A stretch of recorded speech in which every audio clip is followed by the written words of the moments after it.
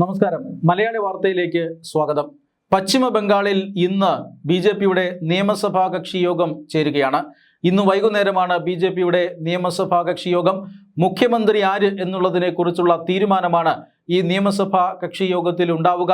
കേന്ദ്ര ആഭ്യന്തരമന്ത്രി അമിത് ഷാ ആയിരിക്കും കേന്ദ്ര നിരീക്ഷകനായി ഈ നിയമസഭാ യോഗത്തിൽ പങ്കെടുക്കുക എന്നാണ് സൂചന.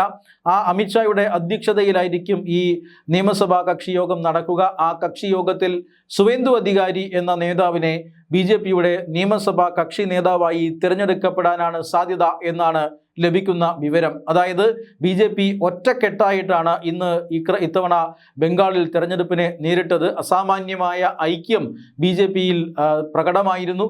അങ്ങനെ ഒരു ഐക്യത്തോടു കൂടിയാണ് സുവേന്ദു അധികാരി തന്നെയാണ് നേതൃസ്ഥാനത്ത് ഉണ്ടായിരുന്നത്. അദ്ദേഹം മുന്നിൽ നിന്ന് നയിച്ചുകൊണ്ടാണ് ഈ തെരഞ്ഞെടുപ്പ് വിജയം നേടിയത്.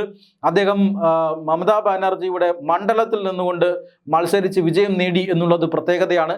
അദ്ദേഹത്തിൻ്റെ ഷുവർ സീറ്റായിട്ടുള്ള അല്ലെങ്കിൽ അദ്ദേഹത്തിൻ്റെ സ്ഥിരം സീറ്റായിട്ടുള്ള നന്ദിഗ്രാമിലായിരുന്നു അദ്ദേഹം മത്സരിച്ചത്. എന്നാൽ ഭവാനിപ്പൂരിൽ മമത മത്സരിക്കാൻ എത്തിയതോടുകൂടി മമതയെ നേരിട്ട് തോൽപ്പിക്കണം എന്ന ഒരു രാഷ്ട്രീയ സന്ദേശം നൽകണം എന്ന ലക്ഷ്യത്തോടു കൂടിയാണ് സുവേന്ദു അധികാരി നന്ദിഗ്രാമിന് പുറമെ ഭവാനിപ്പൂരിലും മത്സരിച്ചത്. ഭവാനിപ്പൂരിൽ തിളക്കമാർന്ന വിജയമാണ് സുവേന്ദു അധികാരിക്ക് ലഭിച്ചത്. അതുകൊണ്ട് തന്നെ നന്ദിഗ്രാം ഉപേക്ഷിച്ച് ഭവാനിപ്പൂർ നിലനിർത്തും എന്നാണ് അറിയാൻ സാധിക്കുന്നത്. ഈ സാഹചര്യത്തിലാണ് സുവേന്ദു അധികാരി മുഖ്യമന്ത്രിയാകും എന്ന ഒരു പ്രചരണം അല്ലെങ്കിൽ അങ്ങനെ ഒരു പരക്കെ വാർത്തയുണ്ട്. ഇന്ന് വൈകുന്നേരത്തോടു കൂടി ബംഗാൾ മുഖ്യമന്ത്രി ആര് എന്ന വാർത്ത ബി.ജെ.പി പുറത്തുവിടുന്നതായിരിക്കും നിയമസഭാ കക്ഷി യോഗത്തിന് ശേഷം. എന്തായാലും കേന്ദ്ര നേതൃത്വത്തിനടക്കം ആരാണ് മുഖ്യമന്ത്രി എന്നുള്ളതിനെക്കുറിച്ചുള്ള വ്യക്തമായ ധാരണയുണ്ട് എന്നാണ് സൂചന. നിയമസഭാ കക്ഷി യോഗത്തിന് ശേഷം ഇക്കാര്യം പ്രഖ്യാപിക്കും. 15 വർഷത്തെ മമതാ ബാനർജി ഭരണത്തിന് അന്ത്യം കുറിക്കാനും അതിനുശേഷം ബംഗാളിനെ വികസന പാതയിലേക്ക് എത്തിക്കാനും അവിടെ ഒരു ഡബിൾ എഞ്ചിൻ സർക്കാർ രൂപീകരിക്കാനുമുള്ള ശ്രമങ്ങളാണ് ബി.ജെ.പി നടത്തുന്നത്. അതിൻ്റെ ഭാഗമായിട്ടാണ് ഇന്ന് നിയമസഭാ കക്ഷി യോഗം നടക്കുക. വൈകാതെ നാളെയോ മറ്റന്നാളോ ബംഗാളിൽ മുഖ്യമന്ത്രി സത്യപ്രതിജ്ഞ ചെയ്യും എന്ന് ബി.ജെ.പി അറിയിക്കുന്നുണ്ട്. എന്നാൽ തോൽവി സമ്മതിക്കാൻ ഇതുവരെ മമതാ ബാനർജി തയ്യാറായിട്ടില്ല. തന്നെ തോൽപ്പിക്കാൻ സാധിച്ചിട്ടില്ല. ഇതുവരെയും വിജയം തങ്ങൾക്കൊപ്പമാണ്. ഈ വോട്ടുകൾ മുഴുവൻ ബി.ജെ.പി മോഷ്ടിക്കുകയായിരുന്നു. അതുകൊണ്ട് തന്നെ ഒരു കാരണവശാലും അവരുടെ വിജയം അംഗീകരിക്കാനാകില്ല. താൻ തന്നെയായിരിക്കും മുഖ്യമന്ത്രി, രാജിവെക്കുന്ന പ്രശ്നമില്ല എന്നൊക്കെയാണ് മമതാ ബാനർജി കഴിഞ്ഞ ദിവസം പ്രഖ്യാപിച്ചത്. ജനാധിപത്യ വിരുദ്ധമായി അധികാരത്തിൽ തുടരാനുള്ള ഒരു പ്രവണത, ഒരു മനോഭാവം കഴിഞ്ഞ ദിവസം മമതാ ബാനർജി കാട്ടി. അതുകൊണ്ട് തന്നെ സാധാരണഗതിയിൽ തെരഞ്ഞെടുപ്പ് ഫലം വന്നാൽ ജനവിധി അറിഞ്ഞു കഴിഞ്ഞാൽ അത് ഉൾക്കൊണ്ടുകൊണ്ട് രാജിവെക്കുക എന്നുള്ളതാണ് എല്ലാവരും ചെയ്യുന്നത്. പക്ഷേ മമതാ ബാനർജി രാജിവെക്കാൻ തയ്യാറായില്ല. അവർ നിയമ സംവിധാനത്തെയും ഭരണഘടനയെയും വെല്ലുവിളിക്കുന്ന ഒരു രീതിയിലേക്ക് പോകുന്നു. അവിടെ ഗവർണറുടെ ഇടപെടലുണ്ടാകുന്നു. അതുകൊണ്ടാണ് ഗവർണർ എന്ന ഒരു പദവി തന്നെ സംസ്ഥാനത്തുള്ളത്. നിലവിലുള്ള മന്ത്രിസഭയുടെ കാലാവധി കഴിഞ്ഞ ദിവസം, അതായത് ഇന്ന് അവസാനിക്കുകയാണ്. അതുകൊണ്ട് തന്നെ കഴിഞ്ഞ ദിവസം അർദ്ധരാത്രിയോടുകൂടി ഗവർണർ മമതയെ പുറത്താക്കിക്കൊണ്ടുള്ള വിജ്ഞാപനം നടത്തുന്നുണ്ട്. മമത ഇനി സംസ്ഥാനത്തെ ആരുമല്ല, മുഖ്യമന്ത്രി സ്ഥാനത്ത് നിന്നും ഗവർണർ ചവിട്ടി പുറത്താക്കുകയാണ് ചെയ്തത്. അതായത് മാന്യമായി 15 വർഷത്തിന് ശേഷം ഇറങ്ങിപ്പോകാനുള്ള തങ്ങളുടെ ബഹുമാനം അല്ലെങ്കിൽ ജനങ്ങളുടെ ജനവിധി അത് മാനിക്കാനുള്ള എല്ലാ അവസരവും മമതയ്ക്കുണ്ടായിരുന്നു. പക്ഷേ മമത അത് ചെയ്തില്ല. ഗവർണർ അവസാനം മമതയെ ചവിട്ടി പുറത്താക്കുകയാണ് ചെയ്തത്. അതിനുശേഷമായിരിക്കും ഇന്നിപ്പോൾ പുതിയ മന്ത്രിസഭ അധികാരമേൽക്കുക. ബംഗാളിൻ്റെ വികസനത്തിന് എല്ലാവിധ ശ്രമവും നടത്തും എന്ന് സുവേന്ദു അധികാരി കഴിഞ്ഞ ദിവസം പറഞ്ഞിരുന്നു.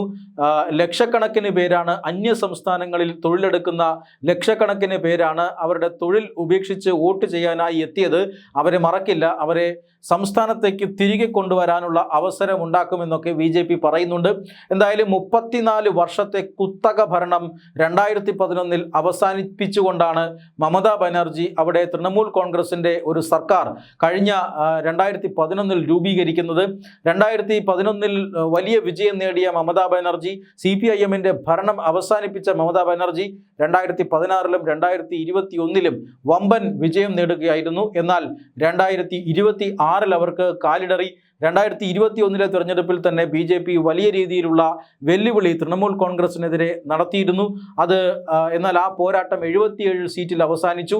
ഇന്നിപ്പോൾ ആ 77 എന്ന സംഖ്യയിൽ നിന്നാണ് 200-ലധികം സീറ്റുകൾ എന്ന നിലയിലേക്ക് BJP എത്തിയത്. മമതാ ബാനർജി 80കളിലേക്ക് ചുരുങ്ങുകയും ചെയ്തു. ഈ 80 പേരുടെ നിയമസഭാ കക്ഷി യോഗം കഴിഞ്ഞ ദിവസം മമതാ ബാനർജി വിളിച്ചിരുന്നു. പക്ഷേ ആ യോഗത്തിൽ 71 പേർ മാത്രമാണ് പങ്കെടുത്തത് എന്നത് മമതാ ബാനർജിക്ക് പുതിയ തലവേദന സൃഷ്ടിക്കുകയാണ്. തെരഞ്ഞെടുപ്പ് അവസാനിച്ചു, വോട്ടെണ്ണൽ അവസാനിച്ചിട്ടു, എന്നിട്ടും പരാജയം അംഗീകരിക്കാൻ തയ്യാറായിട്ടില്ല എന്ന് മാത്രമല്ല, സമൂഹത്തിൽ വലിയ രീതിയിൽ അക്രമ സംഭവങ്ങൾക്ക് നേതൃത്വം നൽകാനും തൃണമൂൽ കോൺഗ്രസ് ശ്രമിക്കുന്നു എന്ന പരാതി ഉയരുന്നുണ്ട്. ഈ സാഹചര്യത്തിലാണ് BJPയുടെ മുഖ്യമന്ത്രി നാളെ അധികാരമേൽക്കുന്നത്. കേന്ദ്രസേന 2 മാസം കൂടി ബംഗാളിൽ തുടരുമെന്ന പ്രഖ്യാപനം വരുന്നുണ്ട്. അതുകൊണ്ട് തന്നെ അക്രമ സംഭവങ്ങൾക്ക് ഒരു കാരണവശാലും അക്രമ സംഭവങ്ങളോട് പൊറുക്കില്ല എന്നാണ് കേന്ദ്ര ആഭ്യന്തര മന്ത്രാലയം പറയുന്നത്. ഉടൻ തന്നെ കേന്ദ്രസേനയെ പിൻവലിക്കില്ല, അക്രമം അടിച്ചമർത്തും, പുതിയ മന്ത്രിസഭയ്ക്ക് ആവശ്യമായ എല്ലാ സംരക്ഷണവും നൽകുമെന്ന് കേന്ദ്ര സർക്കാരും പറഞ്ഞിട്ടുണ്ട്. വലിയ രാഷ്ട്രീയ മാറ്റമാണ് ബംഗാളിൽ ഉണ്ടായിക്കൊണ്ടിരിക്കുന്നത്. ഇത് വികസനത്തിലേക്ക് വഴിമാറുമോ എന്ന ചിന്തയിലാണ്, അല്ലെങ്കിൽ അങ്ങനെ ഒരു ആകാംക്ഷയിലാണ് സംസ്ഥാനത്തെ ജനങ്ങളും.